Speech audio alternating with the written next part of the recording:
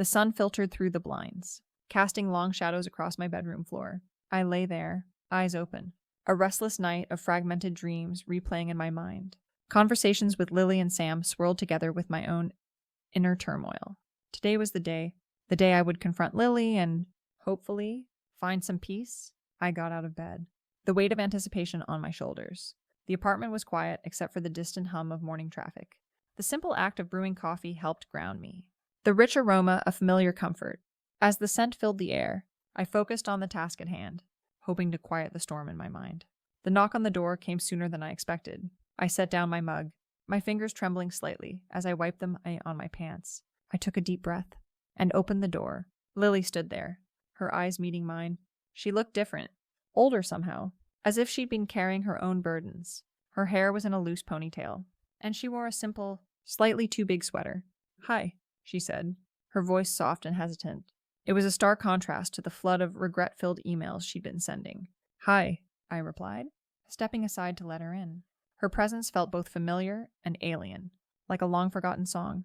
We sat in the living room, a palpable silence stretching between us. She looked around, her gaze lingering on the empty spaces where her things used to be. It was strange to have her back in this apartment, a place of so many shared memories. "Thank you for seeing me," she murmured, her hands nervously curled in her lap. A habit I remembered all too well. "We needed to talk," I said, my voice steady. "I know I hurt you, Elio, and I'm so sorry for everything." Her words were sincere, but they couldn't undo the past. I looked away, focusing on a spot on the carpet. Why now? Lily. After all this time. Why come back? She took a long, shaky breath. Because I realized I made a mistake. I thought I wanted something different, but I was wrong. I've spent months trying to figure out how to fix what I broke. I let her words sink in, the weight of them pressing down on me. "And Sam?" I asked, needing to hear it from her. "It's over," she whispered, her voice laced with sadness. "He's moving to Seattle next week. We're done." I nodded, a mix of relief and melancholy washing over me. "I met with him yesterday," I said, watching her face. A flicker of shock, then perhaps hope, crossed her features. "He apologized, said he didn't want to leave without trying to make things right. I'm trying to move on, Lily, but it's hard," I admitted. She nodded, a tear tracing a path down her cheek. "I understand. I don't expect you to forgive me, but I had to try." We sat in silence for a minute, the only sound the hum of the refrigerator. The unspoken plea for understanding was heavy in the air. "I don't know if I can forgive you," I finally said, the words barely audible. "But I don't want to carry this anger anymore. It's too exhausting." She wiped her tears, a small, hopeful smile on her lips. "That's all I can ask for." We talked a little longer, moving from the past to the present. The conversation was awkward, but it was a start. When she eventually stood to leave, it felt like the end of a chapter. "Thank you, Elio," she said, her voice genuine, "for giving me a chance." I walked her to the door. "Take care of yourself." "Lily, you too," she said, pausing for a moment before disappearing into the hallway. I stood there for a long time, enveloped by the silence of the apartment. The conversation had been difficult, but it felt like a necessary step toward healing. As I returned to the living room, my phone buzzed on the coffee table. A message from Dan. "Mom is making lasagna. Are you in?" A sense of tranquility washed over me. The path ahead was still unclear, but for the first time in months, I felt like I could see a way forward. I typed a quick response. I wouldn't miss it. Just as I put my phone down, it buzzed again. Another message, this time from Sam's number. "Hey, Elio. I've been thinking about our conversation. Can we meet again?" I stared at the screen, my heart skipping a beat.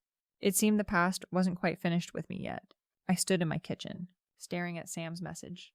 We'd had our closure, or at least as much as two people could have after such a betrayal. Yet, here he was, reaching out again. My first instinct was to ignore it, but a nagging curiosity wouldn't let me. I took a deep breath, trying to calm the storm of emotions swirling inside. I thought about my talk with Lily yesterday. It had been painful, but it felt like a crucial step in releasing the anger I'd carried for months. I'd expected to feel lighter, but instead, I felt empty, like I'd been holding on to something for so long that I didn't know how to let it go. Maybe meeting Sam again was another necessary step, another piece of the puzzle I needed to find before I could truly move on. I picked up the phone again, my fingers hovering over the screen. Finally, I typed a brief response. "Okay. When and where?" His reply came instantly. "Coffee shop near the park. Tomorrow at 10? I nodded to myself. a strange mix of dread and excitement settling in my gut. It was the same cafe where we had met before. What else could he possibly have to say? The rest of the day was a blur.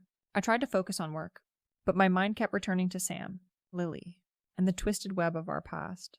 That evening, I went to Dan's, seeking the solace of his quiet presence. We watched an old movie, and for a few hours, I was able to lose myself in the familiar dialogue and predictable plot. But as I drove home, the weight of the upcoming conversation returned. I knew I wouldn't sleep much. My mind raced with all the possibilities of what Sam might say. Morning arrived too quickly. The sun filtered through my blinds. But I was already awake, my mind buzzing. I went through the motions of getting ready, the routine providing a fragile sense of normalcy. By the time I left my apartment, I felt a little more prepared, ready to face whatever lay ahead. The cafe was quiet when I arrived. I got a coffee and sat by the window, finding a small distraction in watching the people pass by. Sam arrived a few minutes later, his expression unreadable. We exchanged a brief nod, acknowledging the tension between us. He sat down, and for a moment, neither of us spoke. "Thanks for meeting me," he finally said, his voice low. "I'm not sure why we're here again," I admitted honestly, taking a sip of my coffee. "I thought we'd said everything yesterday." He looked down at his hands. "I know, but there's something else I need to tell you. I didn't just come to apologize yesterday.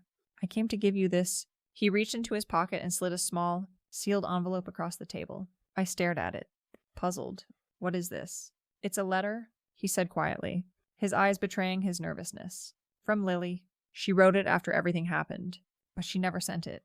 I found it while I was packing, and I think you should read it." My mind raced. Lily wrote a letter after our engagement dinner.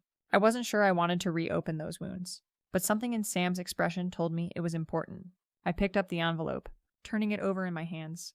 "Why didn't she send it?" "I don't know," he said. "Maybe she was scared. Maybe she thought it wouldn't make a difference. But I think she wanted you to have it." I slipped the envelope into my jacket pocket. "Okay, I'll read it."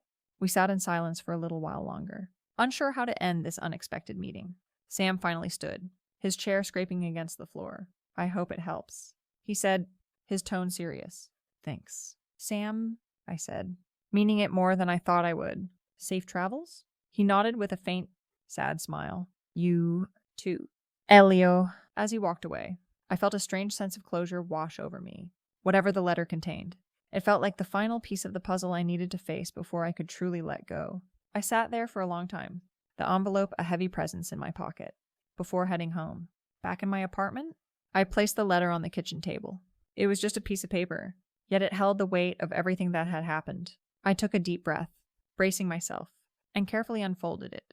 Lily's familiar handwriting greeted me, each loop and curve a reminder of the person I once loved. "Elio," it began, "I don't know how to start this, but I need you to know how sorry I am." I've replayed that night over and over in my mind, wishing I could take it all back, wishing I could have seen the hurt I was causing before it was too late. I paused, my heart heavy with her regret. It felt surreal to read her words after all this time. I continued, each sentence pulling me deeper into the past. "I was selfish. Elio. I thought I was doing what was right for me, but I didn't see how wrong it was for us. Sam was a mistake. I see that now. I was looking for something, but I didn't realize I already had it with you." Her admission was both a balm and a wound. I had spent months trying to understand why, and here it was, laid bare in her own handwriting. "I don't expect you to forgive me. I know I've lost that right, but I hope one day you can find it in your heart to remember the good times we had.